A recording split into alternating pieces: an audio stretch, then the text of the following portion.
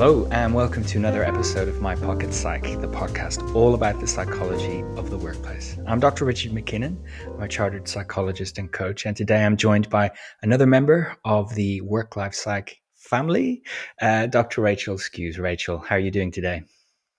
I'm good, thank you. I love that we're a family. I think that's such a nice way of thinking about it, and very true, I have to say. As long as we don't focus on the dysfunctional aspects of all families, we'll be fine. Look, before we dive into today's topic, which is all about goals and goal setting and the pros and cons and potentially exploring the dark side of that, I, as usual, have some news and updates to share. This, for listeners, is the first podcast I'm recording from the new office. Those of you watching the video will be able to see it. You might notice, you might not, the different background. I'm still settling in and adjusting to this new space. So maybe the sound isn't 100% optimal, but we're getting there. So please bear with us for this episode. So the Chichester Coaching Psychology Symposium is taking place on April 26th. I'm going to be speaking at that. It's a gathering of all those people who have expertise in coaching psychology. And I'm going to be looking at the topic of how we can effectively deal with psychological discomfort in coaching contexts. It comes up all the time. It's a root issue from everything from how we cope with pressure through to why we procrastinate. So I'll be bringing that to life for the audience. Rachael, you're also going to be speaking at this conference. Well, what's your contribution going to be? Yeah, so I think I'm either directly before or directly after you. I'm going to be talking about coaching and technology. So I'm going to be drawing on my research and my industry research, as well as my academic research, looking at whether or not we can use technology to functionally replace some of the things that we would do face to face. So, can we be as effective? Can we kind of make it as good as an experience? And looking at kind of the mechanisms of change that we might be targeting within those kind of technology augmented or technology delivered coaching interventions. So that's what Should I'm I going to be talking should I about. feel threatened that I'm going to be replaced? Short answer, no. No, no. I think one of the big challenges that we have is that there are so many people who will benefit from interventions like coaching and coaching psychology. So it's a little bit more about how do we democratize and make it more accessible and available to people rather than are we replacing coaches? I don't think that's where we're at. So, Yeah, and I but think that's I'll be talking about, it's a nice way of exploring it. yeah. Making this available to more people through that medium is fantastic. And I think there's also some ethical implications. So I'll be trying in a very short space to put all of that into a nutshell and package it up for everybody. Brilliant. All in 25 minutes. I'm really looking forward to that event. I'm going to put a link to it in the show notes. If people are interested in attending, you'll be able to find more about that and who else is going to be speaking. It's definitely a session. I will have my notebook open all day because I'm really looking forward to hearing these other speakers. So, Yeah, final it's bit a of fantastic lineup. And I think the other yeah, thing is that the organisers are really keen to make it free to attend, which I yeah. thought was a fantastic move on their part because we have lots of people who are looking for good opportunities to learn about coaching, and Yeah. we all have limited finances, so It's often a barrier to engaging with this stuff. The cost, I mean, yeah. whether it's buying a journal article or attending an event or getting training. So I think this is a really good point. Thank you for reminding me. Yeah. Now, the final piece of news before we dive into the main meat of this episode is that the latest video on the YouTube channel is my second vlog style video. That's less important than the fact that what am I actually talking about? So one element of that is about using psychological acceptance to deal with the stress of moving office. But my main point that I talk about is answering a really commonly asked question: how long does it take to become a psychologist? And I just share my professional journey, not that it is a perfect exemplar, but to illustrate it's possibly longer than many people think. and you don't automatically become a psychologist as soon as you complete your undergraduate degree.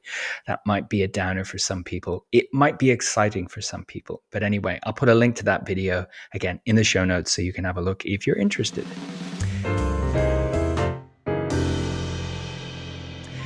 So today we're going to talk about goals and goal setting. And in my professional experience, people often equate coaching with goals. If there is coaching, there must be goals. Now, in part, I reckon that comes from a lot of the positives that we associate with goals and goal setting. So maybe let's look at that first. What are the benefits of engaging in goal setting, whether it's in coaching or just in life? Because it's January, right? When we record this, lots of people are interested in setting goals for themselves. No doubt there will be goal setting in the workplace as well. So, what are the benefits of using a goal setting approach? Rachel, do you want to start the ball rolling? Yeah, very happy to. And I'll pick up on your point about, coaching is all about goals, because I think it is and it isn't. Mm-hmm. I think it is in the fact that I would use the phrase, which is not mine. I'm stealing this off one of the biggest, in my opinion, and best coaching psychology researchers, Tony Grant. So there is a model that he uses, which I use all the time, which is about goal directed self regulation. So for me, goals are about finding what direction you want to move in and then evaluating whether or not you're being effective in getting there. But this is where the big caveat is. Part of that process is still always reflecting back on whether or not you're going in the right direction. So I think for me, goals are fantastic because they really help us to look at what is it that I want to achieve. They kind of force you to really identify that, to formulate what it is that you want to achieve. So, from that perspective, I think goals are great. But, and we're going to talk about this later, so I don't want to, We I'm going to are. keep my powder dry. I love that. Yes, there are But lots of buts. Yeah, that there are lots of specificity buts. bit, having to formulate, having to be clear and specific and detailed, maybe about the desirable endpoint, can also be useful because it asks questions of you that you might have not have asked before, or it requires you to reflect in a way that something non-specific, like I'm going to be healthy this year, doesn't, and actually maybe question your motivation. And we do know that goals can, in fact, themselves increase motivation for some people in some circumstances. Some of us are very motivated to achieve things, and a well formulated goal can contribute to that motivation. And of course, if we've got effective goal setting in the workplace, it can increase team effectiveness as long as those goals are in alignment. And if everyone's clear on what everyone's working towards, and it brings a focus, and that's great. So we know that there are lots of positives, and we know what makes for good goals. That's not up for debate really here, but we don't want to assume that goals work in every situation, with every Mm-hmm. individual, in every context, and that we don't misinterpret what good goal setting looks like, and that we're too inflexible with them, for example. So Yeah. everyone listening And to this has probably set themselves some goals at some point. This is one of those things that set a target, they wanted to make a change. I'd like everyone listening or watching to maybe think about a goal that they've set themselves or has been set for them, and to hold that as an example as we go through the remainder of this discussion. so I Rachel? think one of the things when we're talking about coaching and goals and this idea that goals are coaching, I think pretty much every form of coaching has got a goal setting element. And that's because it is a really helpful thing to do. But I often say to people, the goal isn't to achieve the goal, which sounds a little bit odd. But what I mean is that you've always got to be thoughtful about, is this the right goal for me? And so the goal is to use the goal to kind of, get you moving. And then you can start evaluating whether or not it's the right direction to go in. Because something that we often forget is that goals should be amenable to change. Yeah. If the world around us changes, or if we change, if we realize something about that goal or something happens to us, well, we need to amend it. Otherwise, we're just creating a failure, or we're creating a punishment for ourselves. So let's remember that if we're too inflexible about our goals, that they're going to work against us and they will no longer be that motivating factor or that valued endpoint or checkpoint that we might want to go through. Yeah, absolutely. And there is so much research that shows that goals do, they do create behavior change. They do help to move us forward. So we would never want to get rid of them.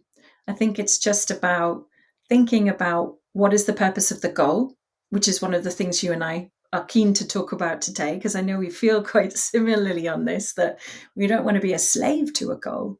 It should be something, it's another tool that we can use to really get us to where we want to get to, wherever that might be. And that goal um, needs to be something that we authentically want as well. And this is one of the ways that goals can be unhelpful.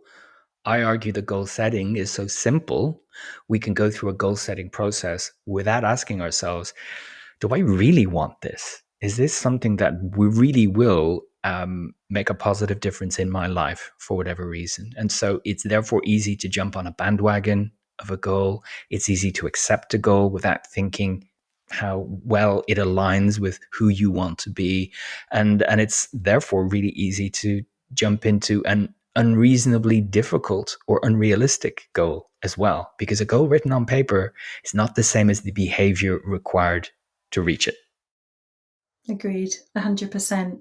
I think also there's a question around how are you going to evaluate your progress towards a goal?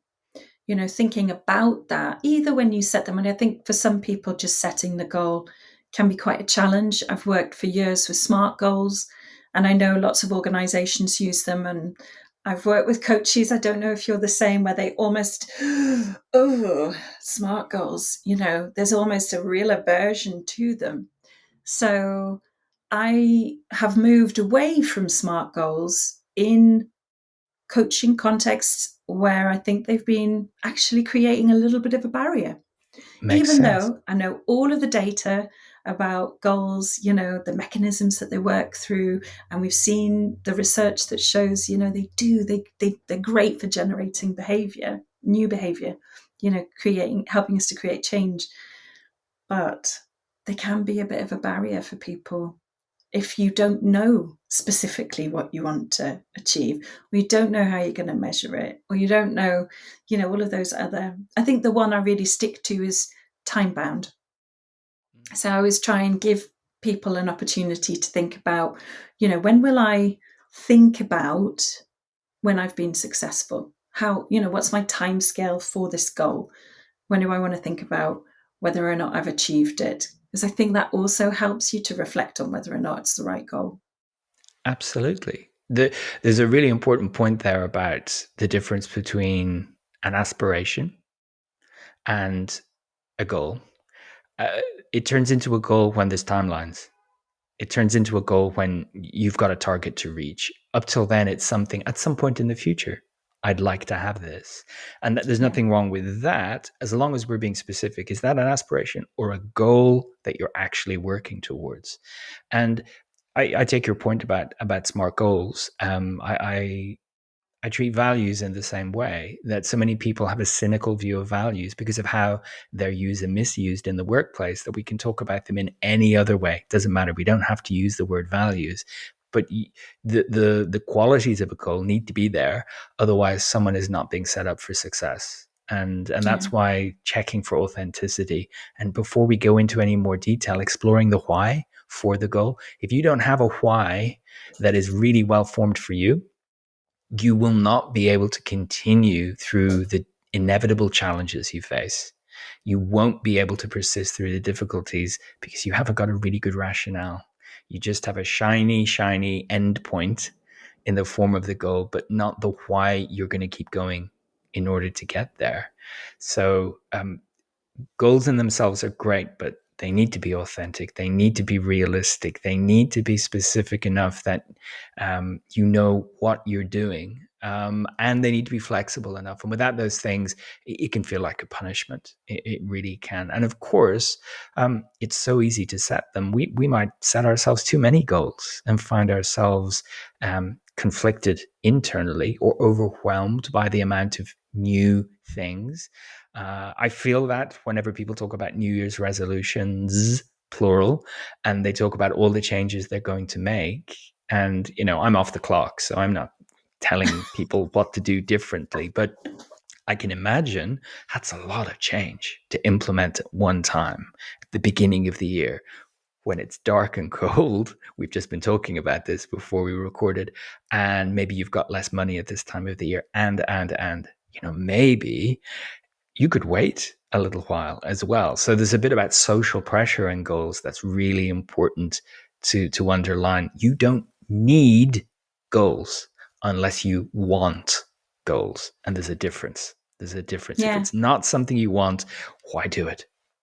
Or if they're not going to be useful to you. But I think that's quite hard to know at the outset. And I think the other thing I want to say is it's okay to not know. It's okay to set a goal and for it to be a terrible goal, because you'll realize as you start working towards it that it's a terrible goal. In my experience, the people I'm going to talk about myself as well, surely, but the people I've worked with, I've had coaching sessions where, like it's the second or third session. So we've got some clear goals, we're reflecting on progress.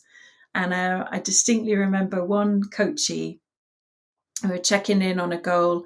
I said, "Oh, how's it going?" And she said, "Oh, I've realized it doesn't matter." It was, she'd realized it was, let me give you more of the detail on the context and then you'll see why. The goal was to clear her inbox every day. Now, the reason that she wanted to do that is because she felt quite overwhelmed, quite anxious. And actually, Hmm. we were doing some other work around her psychological flexibility. And I think it was the third session we were checking in, and she said, "Oh, I've realized it doesn't matter. It doesn't matter whether or not I've got emails in my inbox." And it was because it was, and I would never say to somebody it's the wrong goal, because you don't know. I think it's for you as the person who owns that goal, whose goal it is, to know whether or not it truly is either the right goal or even your goal. Because you and I have talked about this. You were just describing authentic goals. I Hmm. think it is easy for us to, you know, we love the people we love. We want everyone to like us. We want to have, good standing. And so sometimes I think we take on goals that we've either inherited or we feel these are things that we should want, and they're not necessarily things we truly want, or there could be too much conflict with some of the other things that we want. I mean, again, an example, I've probably talked on this podcast before about my move back to the Northeast, and there are goals related to that about being close to my family, but they have an impact on some of my work goals because of the way my work is kind of, evolving. My business, my practice is evolving in a certain way. And it sort of shuts down some of the options that I thought were things that I wanted. And now that I'm having to make that decision, I'm like, actually, what I really want is I want to be here in the Northeast doing what I'm doing. And that really underlines that example of having multiple goals. We need to look at them in the round so that they're not in conflict with each other. If you look at one goal at a time, we can be optimistic about that. But if you look at, well, if I do that, am I able to do the other thing? And you may not be able to, and it might be about prioritization or choice between them. But yeah, you don't know until you know. So you don't have to know everything about the goal before you start working towards it, but you will learn from your experience as to whether you need to adjust it, drop it, amend it. That's the flexibility bit. And you'll Yeah. know pretty soon after the initial burst of enthusiasm whether it's authentic or not, the first time you Yeah. meet a challenge, whether you keep going or not. And so this January is so full of social pressure. about change and doing new things. And I know I'm sensitive to it, but I've been noticing the number of print ads and online ads about, making yourself better this year, the better you, but it's always represented physically, like the gym or something like that. And Mm. that's a lot of pressure. And the tyranny of should, you've mentioned should, comes to play here. Oh, I should do this. I should be able, I should know this. Well, actually, it takes a strong person to push back against that and say, this is what I value, not this. And so I'm going to focus on this. Yeah, and I think that's again going back to psychological flexibility, which I think many of your listeners have come to understand through the podcast. Um, Part of that is about knowing what is important to you, and then you can kind of make decisions around what direction you want to go in.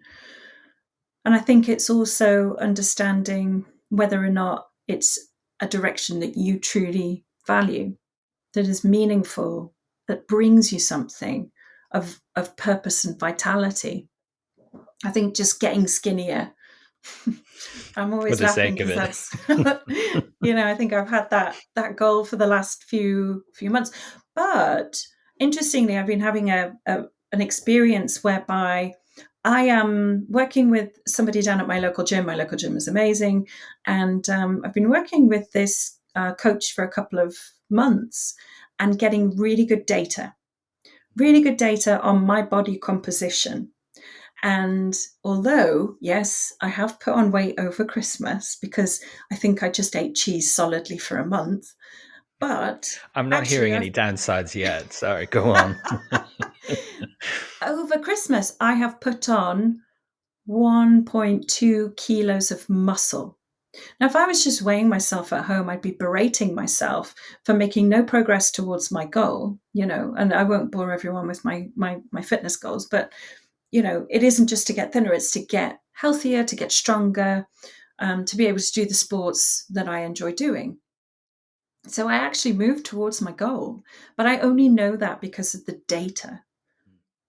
So I think being able to understand, what does success look like? Success is not losing weight. It could be more nuanced than that. And I think, again, being able to adapt and flex and, you know, shift your understanding of your goal, which again, I think sometimes SMART goals push us to being more rigid than we might perhaps otherwise want to be. Or force us into a place where we have to be more specific than we might be able to be. um, I think being able to say, to keep thinking about, what is my goal? What is it that I really want to achieve? And how can I get the feedback on that to evaluate my progress towards it? I think that's so important. You've picked a couple of really good examples there because they point to another factor that, when goal setting is really unhelpful, it's very easy for us to set a goal over something we've no control over. Like having an empty Absolutely. inbox is a classic example. You don't control that. It's like trying to empty a river with a spoon. There will always be more email. So you are always going to feel like you're losing at that. And similarly, it also assumes that we know how to achieve that goal. So someone not working with your coach could feel very, very bad about their progress because they don't understand the mechanisms that are required to reach the goal they want to. And they might be leading themselves astray, or not seeing the progress as soon as they would like to, because these things take time. And so they give up because, I've been to the gym twice now and I don't look like an Olympic god. So, what's the point? So, there's a bit about being realistic and understanding, what levers am I going to pull? What behaviors am I going to exhibit that will get me to that goal? No matter how well thought out it is, I need to know what practically I'm going to do in order to get there. Yeah. And I think for me, again, that's a really important point. And I noticed myself doing this as a coach when I was doing research. So I was doing research using a protocol for a coaching, which is not our kind of typical way of working. But, for the purposes of the research, you've got to keep it consistent in what you're doing with every coachee. And so I was being in a situation where I had to set goals with every coachee, because every coachee had to have the goals for the data points, if that Yeah. makes sense. Yeah. And what I noticed myself doing in the coaching conversations that I had was we created what I started referring to as exploratory goals. So the goal was to explore, what did I need to do to achieve the goal that I'm actually talking about. And so it was really explicitly identifying that I don't have perhaps the knowledge, or I don't have the resources, or whatever it is, there's a bit of a deficit here that I need to address before I can really set a smart goal related to this thing that I want to achieve. Mm. So again, kind of, we shouldn't keep talking about losing weight, should we? But it is January. But it comes to my mind all the time. Yeah. Yeah. Unfortunately. Well, it's quite a good one because it is one that it's quite complex for us. You know, there's a lot of facets to it in terms of our human behavior, you know. But one of the things that you might need to do is to think about what are the elements of your life that you could change. You know, what are the things that you want to achieve in relation to that? So, similarly, is it I want to put on more muscle? Is it I want to train for a particular sport? Is it that I need to reflect on my nutrition and the kind of lifestyle, the relationships that I have with food? You know, there's lots of different elements to that. And so, what I was encouraging my coachees to do was to actually set goals that explored, how do I achieve this? Or what do I need to know that I don't know? What are the skills or the knowledge or the, you know, abilities that I may not have right now? And I think that's completely legitimate, in my opinion. I think that's a really good way of approaching this. Absolutely, because, and you bring me on to my next major point, some of the goal related behaviors that can be really unhelpful to us. And I mean, this is a podcast about the psychology of the workplace, but all our listeners are humans. Um, you could reach a weight loss goal, but what would you have done in order to get there? How sustainable will that behavior be? And that's the experience of everyone who's ever been on a crash diet. Yes, you can lose the weight, but as soon as you stop the crash diet, the weight comes back because what you have been doing is not a sustainable way of behaving. And that's my observation in so many organizations, that targets can be reached, but at what cost? Goals can be achieved, but with a bit of a trail of destruction behind them. So I think there's an element that each individual, each of us needs to remember is, how sustainable is my behavior in order to reach this goal? And if it's not sustainable behavior, then this goal isn't realistic. It's really not something that's going to be good for me outside of this goal setting. And of course, this can lead to some really relentless pursuit of goals, because the critique could be, well, the goal is achieved. Now what? They are by their very nature time bound, passing, temporary things. So what next? And that is the thing to remember, that you will continue past the goal whether you meet it or you don't. The goal is a thing that you fly by, right? And so if all we're doing is chasing goals, if all we're doing is behaving unsustainably, then the life we're living is not going to be the one that we want. I know that that's kind of fundamental to what we do, but it's worth reminding everyone that the goal isn't as important as your everyday behavior. Yeah. And I think, again, that is just a reframing of something we've already talked about already, but it's a really good way of kind of reinforcing it. The goal isn't the goal, the Exactly. goal is the journey. You know, what we want is to live the most effective, you know, the lives that bring us that meaning and purpose, that actually, happiness, is it the right word to use? But you know, like longer term, we want to feel fulfilled, we want to feel like we've lived a good life, whatever that might mean to each of us. And Yeah. so that's what we're trying to achieve, and goals are just tools to help us take a few steps towards that worthwhile way of living, whatever that looks like for us. And that could be, you know, having a certain type of body, you know, it could be, yeah, because not everybody is aiming to be super skinny, um, Which is a good thing in my which case. is a I don't good have that thing. goal. But it could be, it could be the promotion. It could be moving into a new industry. It could be, becoming a team leader for your small team. It could be just taking on extra responsibility and demonstrating to your boss you've got potential. These are all goals. That's something we've not touched on actually. Goals can be any size, so they Yeah. don't all have to be these massive things. I could set a goal now. We're recording on a Tuesday. I could set a goal for Friday, and that's a really short term goal, but it's still a goal. So what is around the goal.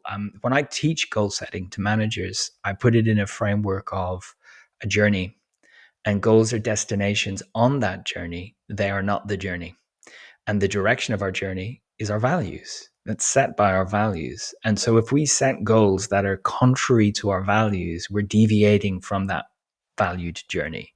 But we need to know what destinations we want to visit on that journey. That's where they bring us clarity. But we could change the plan. Right? And also, the bit we forget is we need to put one foot in front of the other in order to get to those different destinations. So the action, the behavior, the habits, which we'll come to a little bit later on, each of those is an experience. And if all we're focused on, to maybe stretch that metaphor a little bit more, if you're in Berlin and all you're thinking about is when we get to Paris, you're not enjoying Berlin. Right. So the future focus can take us away from the present moment very easily, and neglect the opportunities to behave in a values aligned way here and now, because all we're thinking about is the next goal. And I encounter Yeah. that in my coaching practice a lot, where people will report this strange lack of satisfaction in their job. I've achieved all of these things, but it was relentless goal after goal after goal, and not really being part of things, not really feeling the moment, and no satisfaction from the goals either, because then there's another one and another one. Ultimately, that's not sustainable. It's a little bit relentless, and it's not very pleasurable to just be thinking about the next target every time. So we need balance. I think that's probably pretty obvious. A future focus, but also reminding ourselves, I am here now. What am I going to do here and now? That's really interesting as well, because the way you're describing it, it almost sounds a little bit like an avoidance. So I I can't do this until I do this, until I achieve this goal. I think going back to the example about the emails, there was something similar there. I'm not going to feel less stressed until I clear my inbox. And that's why it became the goal. But I think you're right. I think sometimes those goals can almost obstruct us. It almost kind of tricks us into thinking there is a perfect, idealized destination that we're going to get to as soon as we achieve this goal. Whereas the reality is, there's a lot that we can do in the here and now. There's a lot that we can attain if we're moving in that values based direction. Hmm. Direction over speed, attainment, dashing. It's just, well, one foot in front of the other. If we're in a sharing mood, I had a coaching session many years ago, earlier in my career. I was the coachee. My coach listened to me talk about my career and plans and development plans, and basically, I'm paraphrasing, but said, "Why do you keep doing this?" And I said, "What do I keep doing? You keep setting these targets for courses, and I was talking about doing my doctorate. I'm like, why are you doing this to yourself?" And I didn't have an answer. And what it boiled down to was, oh, in my head, qualifications equals good, rather than really want to do this and it's adding value. Now, nothing I ever learned or studied took away from my ability to be a good practitioner psychologist. But yeah, on reflection, several of them took me away from other aspects of my life where I could have done other things. So this simplistic view of, well, I better do another thing. I better, I ought to, I should, wasn't thought through. And I don't know if you've had it in a coaching session, but I was that coachee who just like a fish, because I didn't have the words to express that this was such a different perspective. And I was living a very goal oriented professional life until that point. So that changed things for me quite fundamentally, to be challenged. I haven't had that same experience, not in that same way, but something quite similar. And it was it was actually with the supervisee, so another coach, and we were talking about, you know, the different goals that were going to be set up as part of this. You know, the supervision relationship is very much around helping people to be the best practitioner that they can be.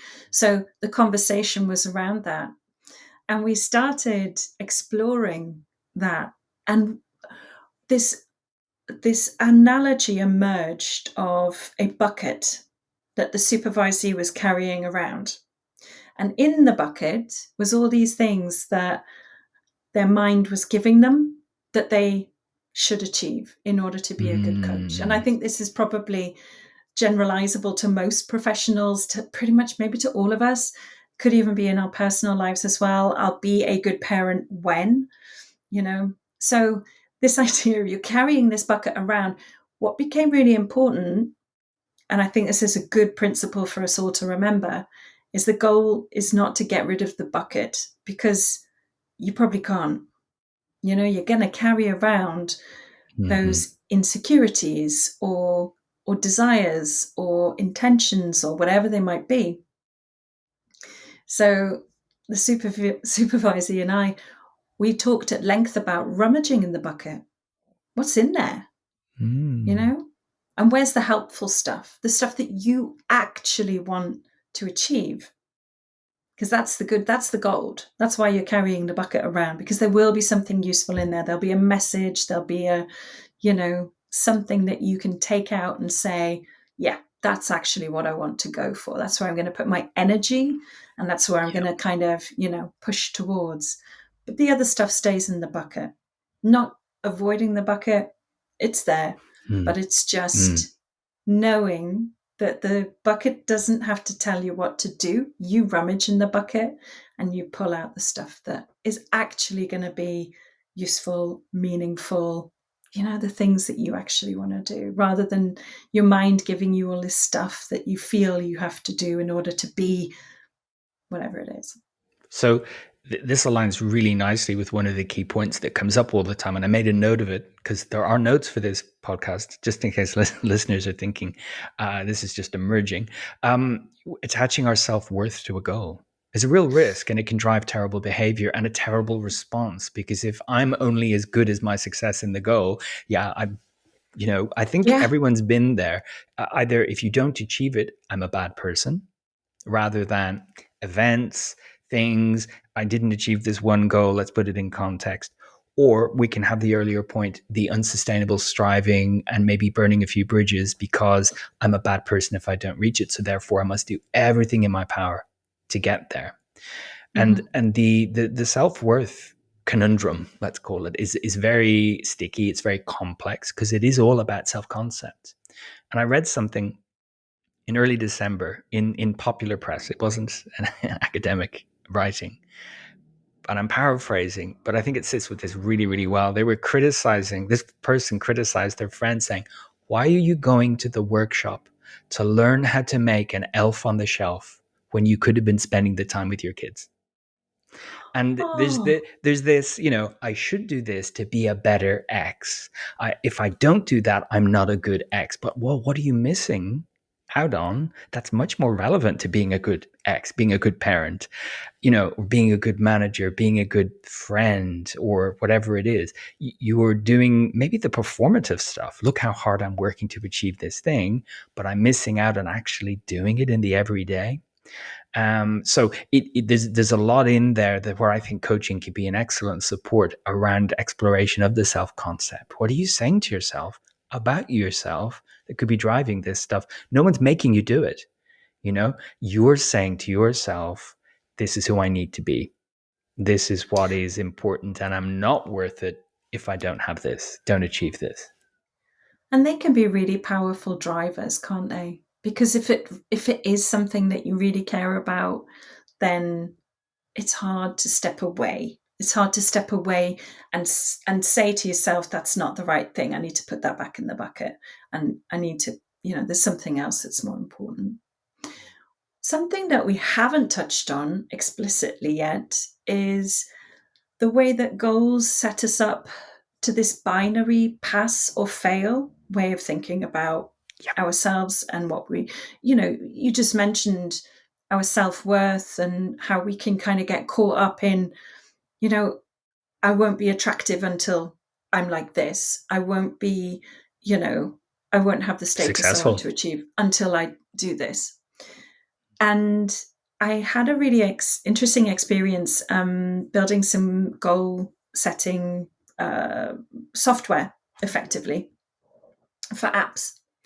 And one of the Mm. things that I used to, it was my little mantra was we are all carrot and no stick.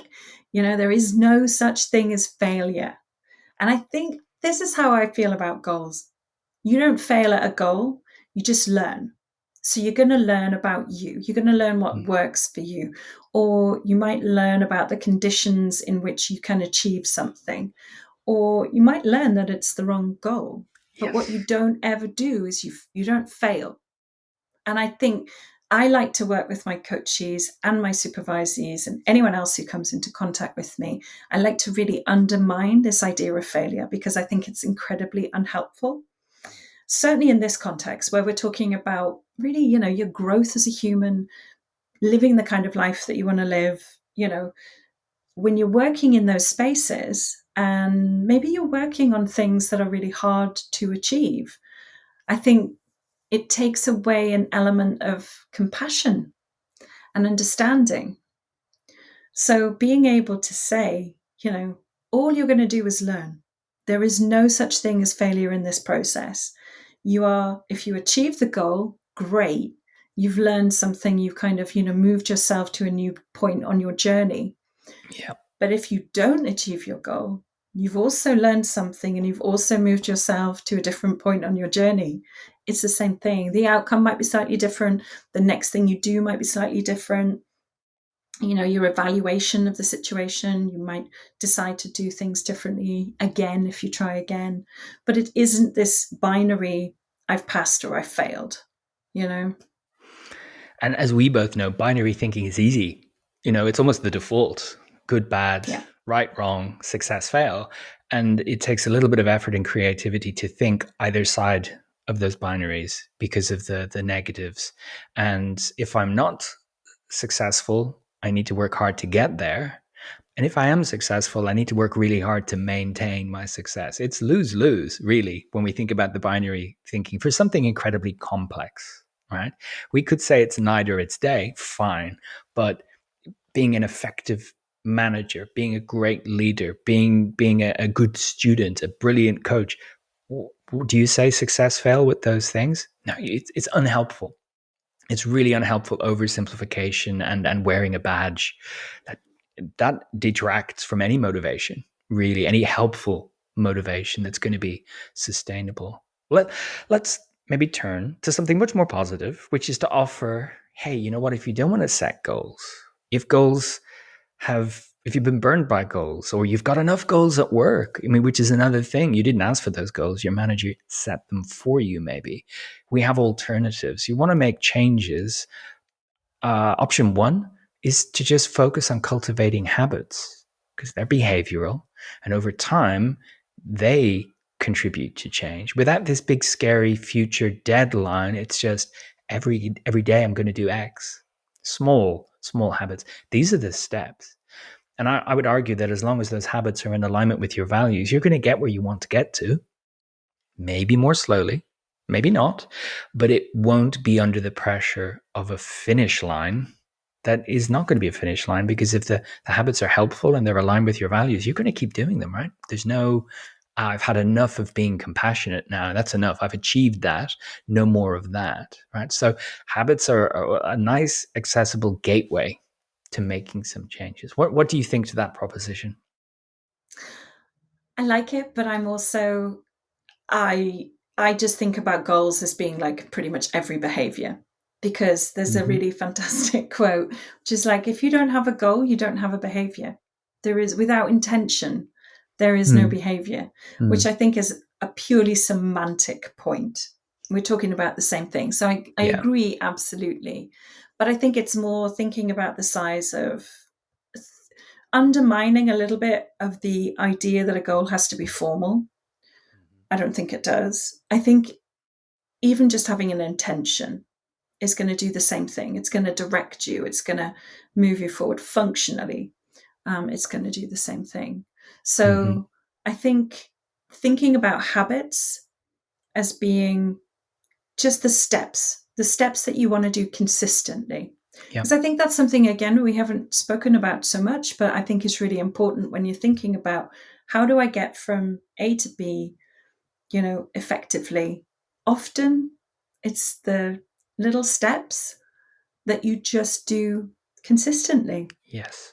That's the power of habits. It's the cumulative impact. And if you focus on consistency over results, you're much more likely to continue because goals are all about results. And as you've illustrated earlier, sometimes the results aren't telling us what we really need to know. But if we know that, hey, I've gone for a lunchtime walk every day for 30 days and I feel good when I do it and I don't want to stop doing it, you might notice, oh, my watch is telling me I've walked more, or the scales are telling me I've lost a little bit of weight. But you know what? That wasn't why I was doing it. I wanted to get a break from a screen. I wanted to spend more time outdoors. I wanted to talk to a colleague as we walked around the park, whatever it is. But the consistency means, oh, this is part of who I am and what I do now. And I like it. Mm-hmm. Rather than by the end of the month, I want you to have walked this many steps. Or lost this much weight. And of course, you might then say, this habit contributes to these changes. Maybe now I want to formulate a goal. Absolutely. No one's telling you you can't. But the steps in order to get to a future state, they have to be practical. They have to be behavioral and in some way. And to say, could you do this little thing each day? That's a habit. This is also a way with my coachees when they set a really stretching goal, we'll explore what's the smallest atomic unit of behavior you could do every day. And if there's pushback against that, and I'll say, well, how are you ever going to get there if you're not prepared to do this small thing each day? That is one of the steps to get you there. And that's because the future nature of the goal, when it's far enough away, future me will take care of that. Well, I want present day you to do this small thing. I Yeah. use the example all the time of the person wanting to do an MBA while they're working. Great. There's a goal. Fantastic. Graduate with an MBA. Can you take an hour each evening to read a business book? No. Well, what do you think you're going to be doing on an MBA? You're going to have to find some time to do a lot of reading about topics you're not particularly interested in, for example. So can you do the small things before you set the big goal? I think habits are a nice way of exploring Yeah. that. And the And I other, think you're right. I sorry. think, sorry, I was just going to say with the habits, one of the things that's really powerful about finding those habits that work is that you can then kind of connect them, habit stack. So you can then create a whole, what will feel like a much bigger change over a period of time. And starting with the lower friction changes, the things that are a little bit easier, and building up that way. Yeah, this comes back to the point that the misunderstanding sometimes that a goal should feel tough. Why? It's just Yeah. something you want. Why does it need to feel awful or really, really difficult? The habits can be really small and easy to incorporate, but they do get you to where you want to be. And I was going to say the other tool and the final point, maybe the final big point, is the application of our values. So in the most recent newsletter, I wrote about how we can, instead of a New Year's resolution or huge change, just look at our options when they're presented to us and ask ourselves, and the example I use was self-care. Does this represent self-care to me?